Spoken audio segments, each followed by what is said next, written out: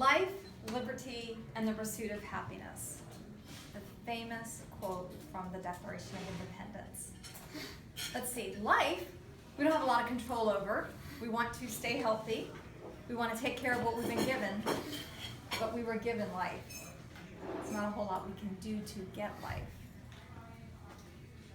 Liberty, we do what we can. Mostly it's stay on this side of the rules instead of the other side, and you'll have great liberty in your lifetime. Happiness. How many people are pursuing happiness? That's where we have some control. And that's my topic of my speech today, happiness. It's going to be in 3 different segments, and you're going to read them with me. It says, today I will Be kind. Be kind. be kind. This doesn't even cost us anything. Maybe a little, depends on the person you're talking to. However, for the most part, it hardly takes any effort. It's okay to be kind. It's okay to not correct somebody when you see them doing something wrong. It's okay to accept what others are doing, even though you might have done it differently. Kind of like when my husband loads the dishwasher. Not exactly the way I would do it. You know what? It's loaded and it washes and it's done. I want to share a story with you of somebody who may have had a few occurrences in their life where people were unkind. A few years ago, I was driving down Colonial Drive, and right near I-4, so it's like 6 lanes going across. Middle of the afternoon, about 2 o'clock in the afternoon, traffic is heavy, and I see this homeless man with his cart tipped over, and his things are all over Colonial. Let me tell you what I noticed. Nobody was stopping. Maybe not to help him, but at least to provide safety for him to pick up his items. Of course, that just left me fuming, so I stopped my Jeep in 1 lane. At least I know 1 lane is closed. They can't get around me.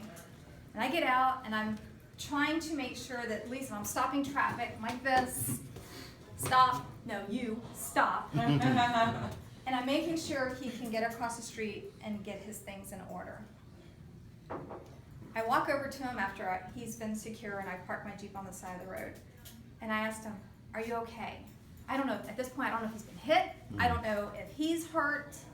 He's standing, which is a good sign, and he's moved his things onto the side of the road. But I'm just asking, are you okay? Are you okay? Are you hurt? He turns to me and says in the most pugnacious voice, I got my things out of the road. I'm not going to be a bother. What do you want from me? I just wanted to know if you were okay. Put my tail between my legs, and I walk back across the 6 lanes of traffic, walk back to my car. I imagine this man, he's about 60, growing up in a normal home, probably even with 2 parents, considering his age, going to school, probably having a job, and maybe even a family of his own. But through a series of events of people being so unkind, this is where he ended up. You never know the battles that somebody is handling internally. It's important to be kind. Which leads me to my second. Today I will Pick my battles. For those of you who know me well, you know I am a stickler on time. I like being on time, and if you're going to make me late, you're going to drive separate. That's just how it is. You can be late. I don't want to be late. Therefore, if people don't respect my time, I actually let them know. Can you imagine that? My time is valuable. As a business professional, as a sales professional, my time is definitely valuable. People who don't respect that time do not get that time. I've been known to walk out of meetings.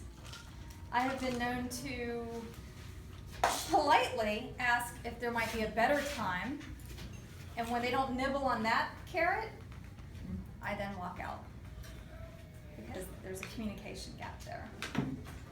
One of my best friends, we've been friends for over 30 years, she is always late. Always late. It might be 5 minutes, it might be a half hour.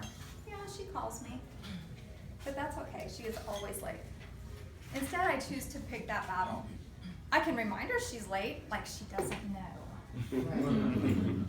Or we can spend an awesome afternoon talking, chatting, giggling, shopping, whatever it is that we want to do that day, and it'll be an awesome day. Pick your battles, because we normally have an awesome day. People don't really need to be reminded of something they've already done. The third item is, today I will Be myself. This story actually isn't about me. It's about somebody who's extremely dear to me. On New Year's Eve of last year, Paul and I wanted to go do something. Actually stay up past 9 o'clock is what it boils down to. And we decided to go to the Enzion Theater. We knew they were going to have a dance floor, a DJ, some party favors. It was going to be awesome. However, Paul grew up Seventh-day Adventist. Now, for those of you who don't know what that means, it means he's a loving, caring man of God. Qualities I truly appreciate in a husband.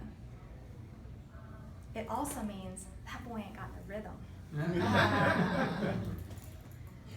So when I want to suggest going dancing, he's like, oh, okay, whatever, no. But here's what happened. We walk into the club, and there was a group of 20-somethings next to us. One of the men was dancing terribly, I might add. At one point, I thought he was doing the chicken. It was about that bad. It really was. But the unthinkable happened.